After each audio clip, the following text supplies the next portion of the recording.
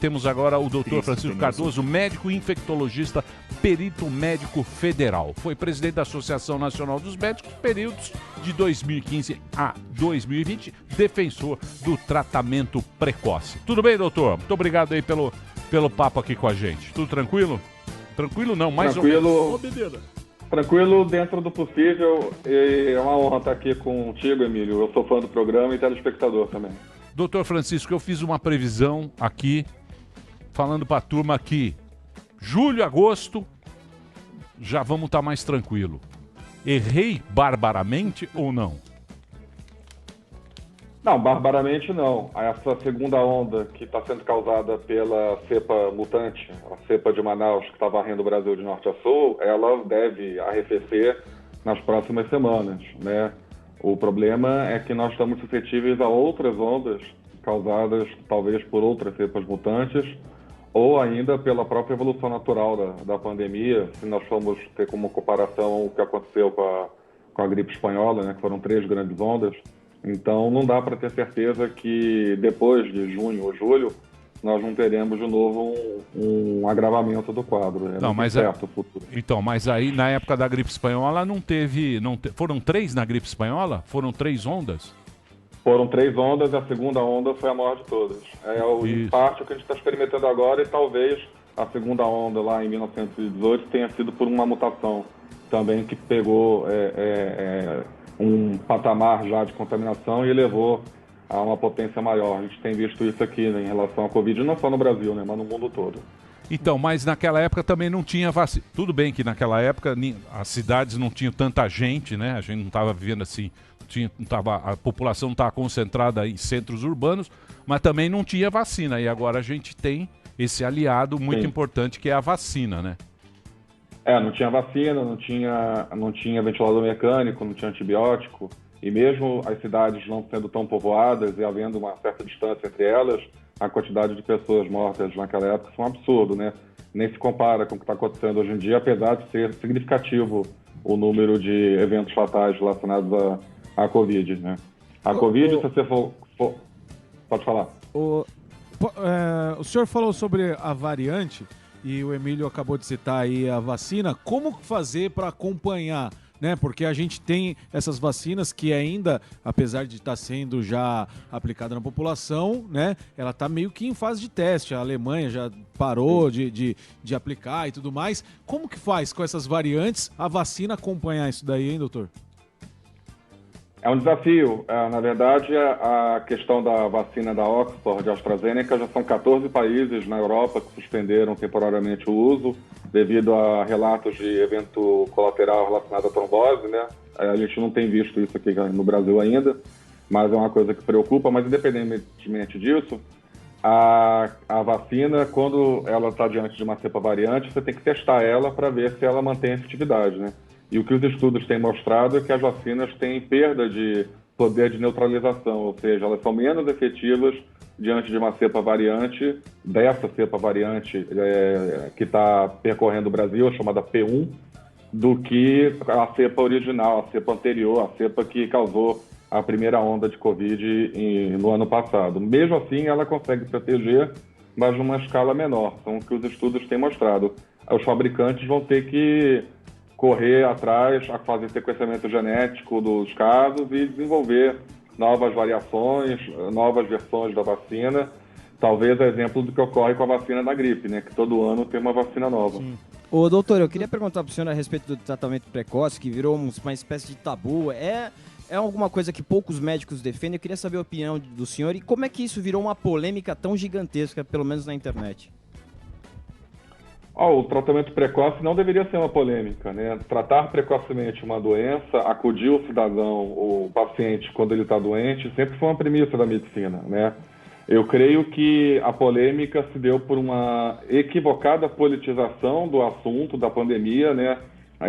Aonde você botou na mesa que apoiar determinado tipo de tratamento automaticamente ele coloca num espectro da política nacional, e se eu não pertenço ou se eu não concordo com esse espectro da política nacional, eu tenho que ser contra o tratamento precoce. Isso é um absurdo completo. Eu acho que o médico tem que pensar em primeiro lugar no paciente que está na frente dele doente, precisando de um atendimento, e você dispensá-lo para casa com antitérmico e dizer, olha, meu filho, aguarda que se você piorar, você volta para o hospital, isso não é medicina. Doutor. E nós temos, sim, evidências científicas robustas de que o tratamento tem uma certa efetividade. Não, eu queria... Aqui no Brasil, a gente tem mais de 20 associações e sociedades contra o tratamento precoce ou kit Covid, a própria Anvisa, a Associação Brasileira de Infectologia, a Sociedade Brasileira de Pneumologia, e no mundo também. A gente tem o FDA contra, o CDC contra, a própria OMS. O que acontece? Esses estudos, onde foram publicados, esses estudos robustos, e por que está acontecendo isso? O mundo inteiro não teria interesse na cura? Qual que é a sua visão sobre o fato? Bom, vamos separar primeiro. A Anvisa ela não é contra nem a favor. A Anvisa ela é um órgão regulamentador de vigilância sanitária e farmacológica. Ela precisa de estudos que tenham um certo grau de logística, de dificuldade, de excelência, que demoram anos para serem feitos, para poder botar na bula de um remédio, que aquele remédio serve para tal doença. Então, o que a Anvisa fez foi apenas alertar que não havia ainda nenhum tratamento efetivo, comprovado, e a gente tem que separar o que é evidência do que é comprovação, tá?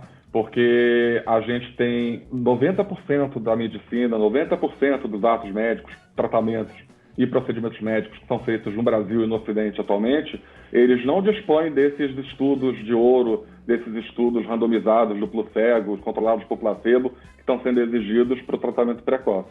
Apenas 1 de cada 10 tratamentos médicos está chancelado por esse tipo de estudo, ou seja, a medicina atualmente trabalha no planeta com 90% dela baseado em estudos clínicos, observacionais, evidências moderadas, evidências fracas, ou até mesmo opinião de experts.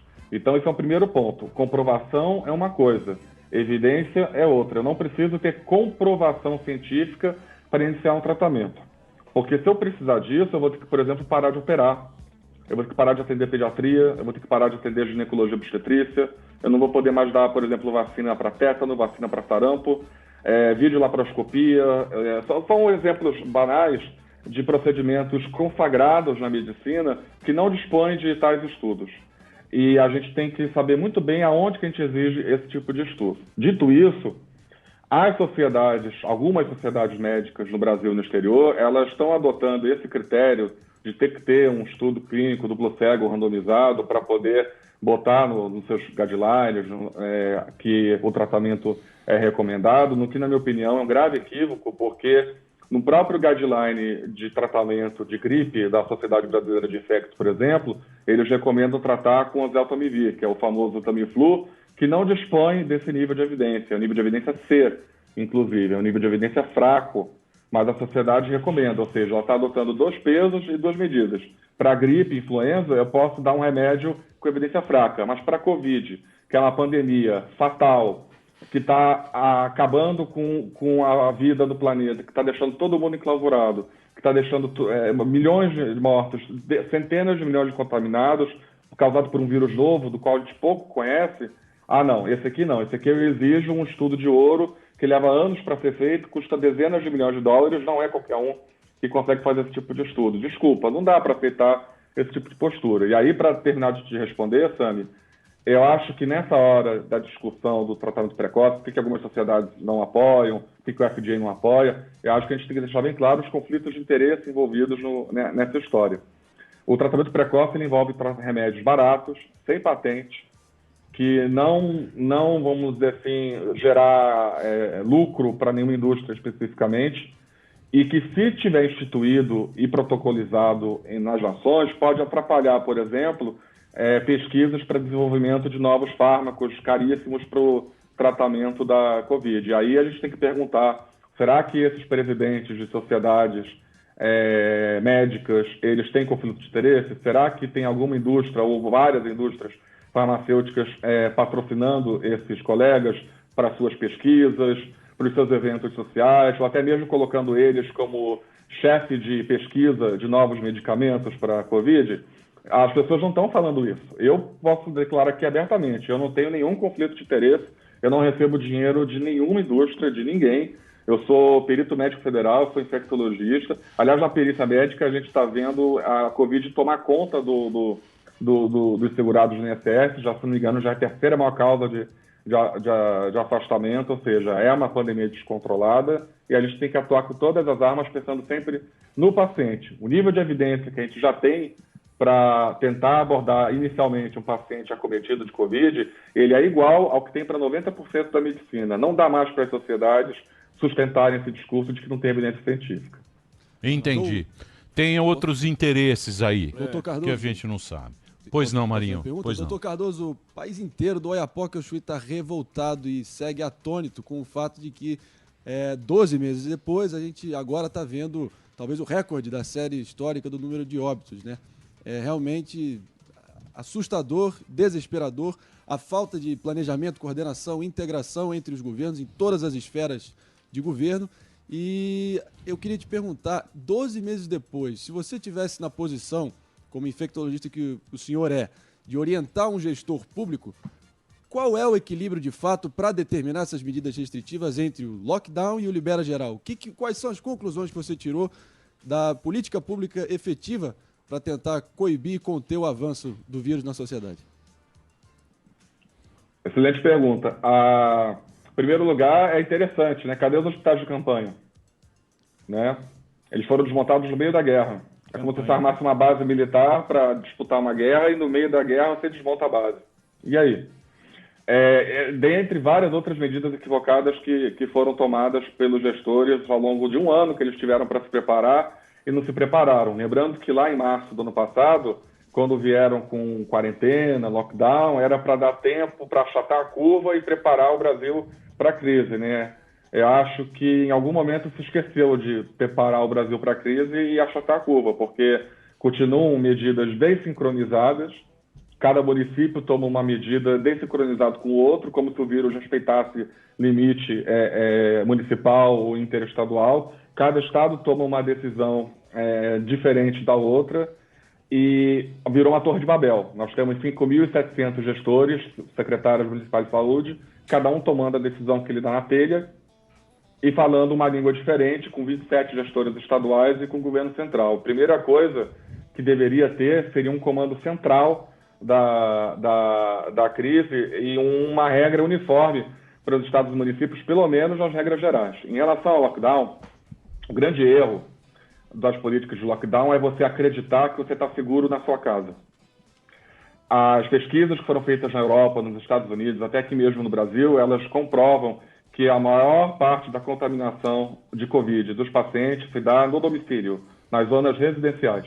Covid é basicamente uma doença residencial.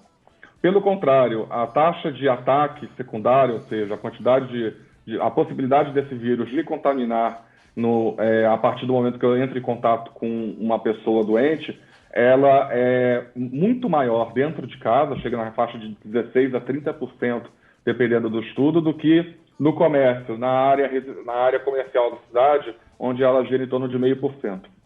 Isso quer dizer que eu, dentro de um shopping ou dentro de um restaurante que está com mesa separada, máscara, ventilação adequada, restrição de número de pessoas, respeitando as regras sanitárias, passiva de fiscalização pelo poder público, eu estou muito mais seguro do que dentro da minha casa. E pior, com a política de mandar o doente para casa com o vírus, sem um remédio para tentar combater a viremia, que é isso que o tratamento precoce se propõe. É uma série de remédios que a gente pegou lá na nossa biblioteca farmacológica, que existem, que a gente pode tentar usar quando surge uma doença nova, e vários estudos mostraram que esses remédios conseguem diminuir a quantidade de vírus que se replica dentro do nosso corpo. Esses remédios, eles tentam bloquear a entrada do vírus na célula, eles não atuam sobre o vírus. Eles tentam impedir o vírus de entrar na célula humana e, com isso, o vírus não consegue se replicar e morre. E esse tratamento precoce, ele tem centenas de estudos que a gente até condensou numa nota técnica que eu fiz tanto para o Ministério da Saúde em maio e agosto, quanto para o Ministério Público Federal em Goiás. Está tudo condensado lá, todas as evidências estão condensadas lá, que comprovam que você tem uma possibilidade real, não é 100%, não é uma bala de prata, não é promessa de cura, não é curandeirismo, de você diminuir a quantidade de pessoas que vão evoluir com a forma grave da doença. Com isso, você diminui a hospitalização e diminui mortalidade. Lembrando que os estudos que nós temos mostram que você com Covid, deitando numa cama de hospital, a mortalidade é de 40%. Se você for para UTI, sobe para 60%. E se você for entubado, sobe para 80%. Então, a política, respondendo a tua pergunta, deveria ser tomar todas as medidas possíveis para evitar que um cidadão tenha que ir para o hospital. Quais são? Primeiro, as profilaxias não farmacológicas. Distanciamento social, que não é lockdown. Máscara. Lembrando que tem que usar máscara adequadamente. Máscara, depois de 4 horas, perde o efeito. Tem que trocar a máscara. Ficar com a máscara de 7 da manhã até 7 da noite não adianta. Limpeza, álcool gel, evitar tocar em coisas na rua e levar a mão para o rosto para evitar a contaminação oral, que também ocorre. Associada à vacina, mesmo sendo experimental, é o que a gente tem para o momento. E sendo experimental, nós vamos enfrentar problemas como o que a AstraZeneca está enfrentando na Europa, como a Moderna enfrentou nos Estados Unidos, como a Pfizer também andou enfrentando aí, e a gente vai ter ainda muita coisa nova sobre o efeito colateral dessas vacinas que a gente só vai descobrir na aplicação. Está sendo um verdadeiro experimento humano, mas é o que tem para bloquear nesse momento. E além da vacina, que são medidas profiláticas, ou seja, para tentar impedir que você adquira o vírus, você tem as medidas farmacológicas, que é aí que é o ponto de conflito, aonde pessoas com interesses outros dizem que não tem evidência. E tem, tanto para profilaxia, principalmente no caso da ivermectina, tem estudos mostrando que ela pode ter uma eficácia de até 70% na redução de chance de você se contaminar, caso você se exponha ao vírus, se você tomar determinada dose, determinado horário, determinado padrão, quanto do tratamento em si, que a proposta é feita com várias drogas para você bloquear a célula o máximo possível para tentar impedir que o vírus avance.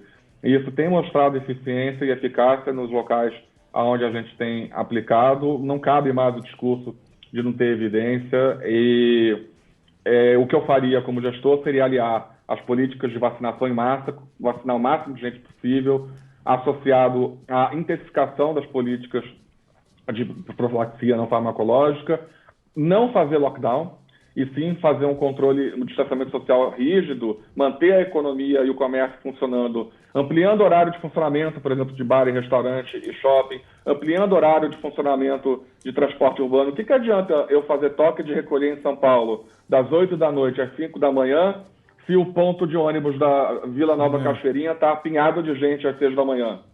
Essa medida é ineficaz, a gente está fingindo que está fazendo alguma coisa. Ou então está protegendo uma casta mais abastada da população e a casta pobre está se ferrando. Não é assim que se trata a pandemia. E, principalmente, oferecer o tratamento precoce com um devido esclarecimento ao cidadão, para quem quiser tomar e quiser tentar essa oportunidade de tentar se livrar mais rapidamente da infecção como política de Estado. É isso que está faltando, combater a situação que o cidadão está doente. Hoje em dia, eles estão mandando para casa e chega ao cúmulo de você oferecer oxímetro, que é aquele aparelho que você bota no dedo para medir a saturação de oxigênio no sangue, e fala para o doente, se baixar a menos de 91%, 90%, você corre para o hospital. Olha, se eu preciso monitorar o oxigênio de um paciente, eu não posso dar alta para esse paciente. Eu entendi. Isso para mim é erro médico clássico. Bom, foi uma aula aí. Obrigado pelo papo. E esse negócio de lockdown mesmo, esse nosso lockdown aqui é para inglês ver, né? Exato. Não é lockdown nem aqui. Foi organizado. Não é aqui, nem nunca foi. Acabou? Doutor, obrigado aqui pelo papo, doutor Francisco Cardoso. Muito bom. O Instagram dele é @doutor Francisco _ Cardoso. É isso, doutor. Isso. Obrigado aí pelo papo com a gente aí, e vamos torcer aqui, vamos ter pensamento positivo aí para isso passar o mais rápido possível. Obrigado aí pela conversa. À disposição, Emílio. Obrigado. Tá legal. Doutor Francisco Cardoso entrou aqui, @doutor Francisco _ Cardoso no Instagram. É isso aí.